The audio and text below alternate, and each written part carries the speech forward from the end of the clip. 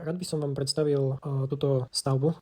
Jedná sa o radovú zástavbu, je orientovaná na juh, má prízemie a poschodie, dole ako vidno sú veľké balkonové dvere s trojsklom a hore je jedno menšie okno. Izolácia je 15 cm polystyren. Nad prvým poschodím sa nachádza ešte povala. V tejto nehnuteľnosti je inštalované tepelné čerpadlo D. Dietrich Alessio S200 R32 chladivo a podlahovka je dole a hore vo všetkých miestnostiach. Prirodzene s nástupom prvých väčších teplôt som sa začal zaujímať o chladenie pomocou tepelného čerpadla a chladilo by sa vlastne púšťaním studenej vody do podlahovky. A po nejakých testovačkách po pár týždňoch musím zhodnotiť, že to bohužiaľ nedostatočné a nedokáže to nahradiť bežnú klimatizáciu vzduch, pretože má to zo pár múch, ktoré momentálne idem vysvetliť. Prvým problémom je, že do podlahovky môžete tlačiť len istú teplotu vody, povedzme 19 stupňov, pretože vždy sa musíte držať nad nejakou teplotou, pretože keby ste išli príliš na nízke teploty, tak sa vám začne rosiť podlaha alebo prípadne aj steny, pretože vzduch je nasiaknutý nejakým množstvom vody a ak je vysoká vlhkosť a vy potom znižíte nejako tú teplotu na povrchu alebo toho vzduchu, ten vzduch sa ochladí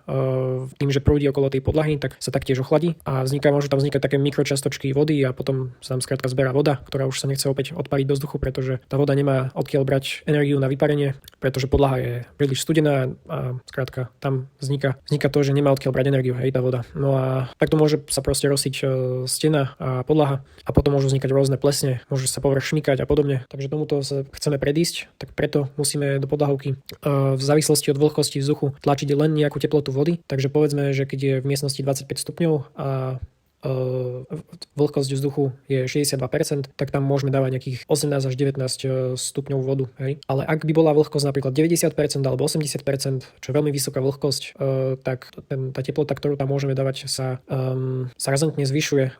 Vlastne musíme tam dávať len nejakú vysokú teplotu, to znamená 23-22 stupňov, pretože ak by sa ten povrch ochladil na menej ako 23 stupňov pri takejto vysokej vlhkosti, tak by tam vznikala tá rosa. Keby však bola vlhkosť v teoretickej rovine 0%, mohli by sme to chladiť nakoľko chceme, pretože aj keď stlačíme ten vzduch, tam žiadna vodná pára tam nie je, takže nemá sa čo kondenzovať na rosu. Takže takto v skratke. A k čomu som došiel ja, je vlastne, že tých 19 až 18 stupňov, ktoré sú bezpečné dávať do podlahovky, je skrátka nedostatočných na to, aby to vôbec vlastne tá podlaha si vymenila tú energiu s tým vzduchom, pretože problém je, že vzduch v miestnosti je teplý a podlaha má 18 stupňov a ten rozdiel, teda 18 stupňov, 18, 19, 20, hej, voda v tých trúbkach má v podstate 18 stupňov. Takže teoreticky môžeme rátať na povrchu nejakých 19,5 až 20 a práve ten rozdiel medzi teplotou tej podlahy a vzduchom je príliš malý na to, aby tam dochádzalo k nejakým veľkým výmenám energie. A to je vlastne prvý problém, že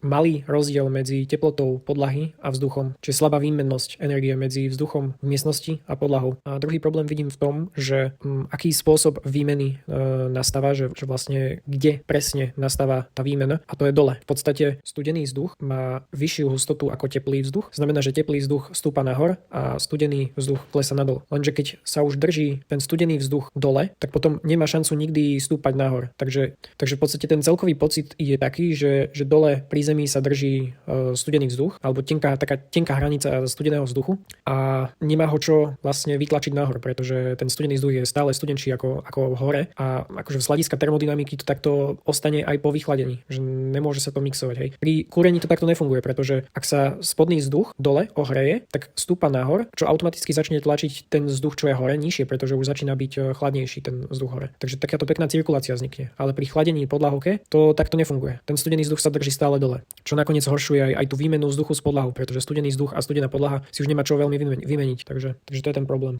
Je to dosť frustrujúce, pretože to samotné tepelné čerpadlo stojí veľké peniaze a taktiež tá príprava do akože samotné trúbky v podlahovke, zaliate poterom a tak ďalej, stojí všetko peniaze a človek vlastne si zaplatí v podstate iba teóriu, vlastne, že vie to v teórii chladiť, ale v podstate to nevie vychladiť, pretože je to neúčinný spôsob chladenia. Tak potom človek musí siahnuť po klimatizácii, čo vlastne si kupuje ten človek druhé tepelné čerpadlo len na inom princípe. A prečo by si mal ten človek kupovať ďalšie tepelné čerpadlo, keď už jedno má? A hej, ten kompresor je proste rovnaký v oboch prípadoch.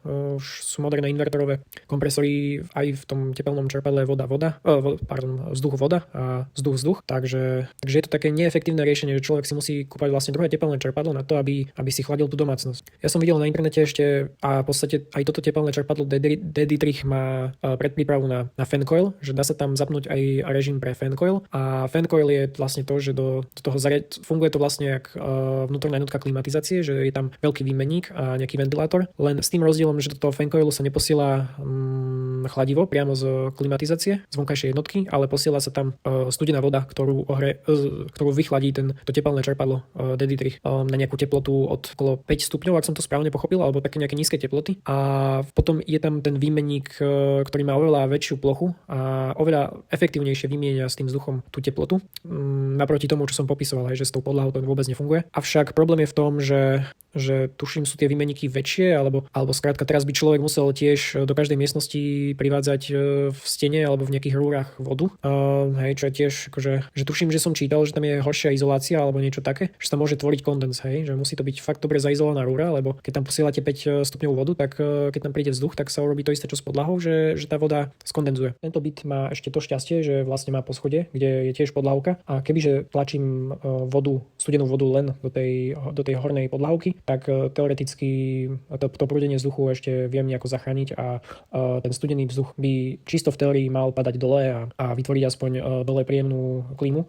To sa mi popravde nepodarilo a mne sa podarilo počas tých najhorúcejších dní stiahnuť teplotu tak o 0,1 až 0,3 stupňa. Je tam 0,0,00 do piči. To je absolútna katastrofa. A taktiež hore v spálni sa nachádza exteriérová roleta a dole zatiaľ nemám ešte žiadne tienenie vyriešené, žiadne rolety ani žalúzie vonkajšie, pretože sa snažím samozrejme zamedziť skleníkovému efektu, aby sa tu nedostávalo slnečné žiarenie. No a dole som to vyriešil, takže som kúpil nejaké poloplastové, papierové alebo také žalúzie z IKEA za 4 €. Kúpil som ich 2, nalepil som ich na okno a tým, že sú biele a sú v exteriéri, tak umelá inteligencia mi povedala, že by mohlo brániť tak 60 až 80% energie zo slnka do vstupu do nehnuteľnosti, takže teoreticky tým, že sú aj biele, tak odrážajú časť slnečného žiarenia a ohrievajú sa vonku, takže mi tu neprúdi energia z slnka. Takže tú južnú stranu sa snažím blokovať to slnko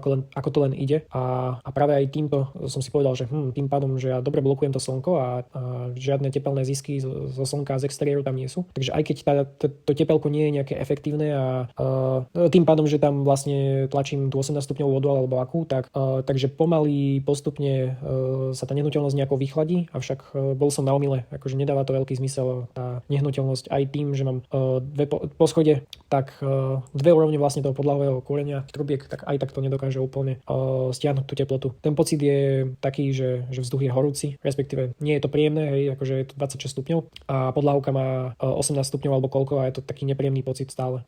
A ďalšiu vec, ktorú by som ešte spomenul, je vlhkosť. Keď máte klimatizáciu vzduch, tak to je oveľa lepšie na vlhkosť, pretože tá automaticky odvádza vzniknutý kondens preč do potrubia alebo mimo nehnuteľnosť. Takže tam tá vlhkosť ide rapidne dole, aj čo sa týka v miestnostiach, čiže dokáže ten vzduch pekne odvlhčiť. Áno, pričom tá podlahovka, a keď máte všetko pozatvárené a nevetráte, pretože nechcete, aby vám vnikol ten teplý vzduch dovnútra, tak sa tá vlhkosť začne kumulovať. Akože z tých 60 tu kľudne môžete mať aj 75 za jeden deň, pretože v nehnuteľnosti sa varí. Existujú tu ľudia, alebo keď máte zvery, tak sú tu aj zvery a tým pádom tá vlhkosť sa tu postupne kumuluje a nemá kam unikať. Pričom ten vzduch, tak tam to akože pekne odvlhčuje. Takže toľko k tomu.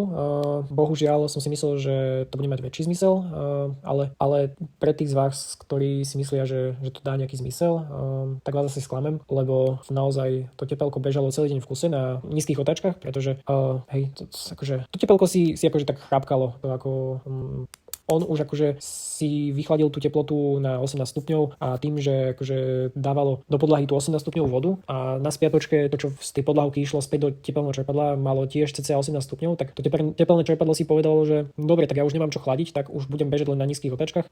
No a tak akože z tohto hľadiska je to efektívne, že to tepelné čerpadlo sa nejak akože nenadrelo, ale bežalo celý deň na nízkych otáčkach a takto je to vlastne aj odporúčané, že by to necyklovalo a aby bol jeden dlhý cyklus. Takže z tohto hľadiska je to akože efektívne, že nenadrie sa to tepelné čerpadlo, avšak vnútri to nedokáže tú teplotu znížiť, teplotu toho vzduchu.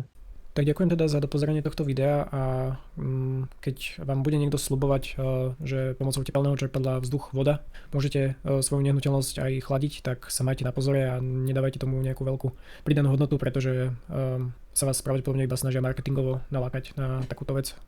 Takže ešte raz ďakujem a čaute.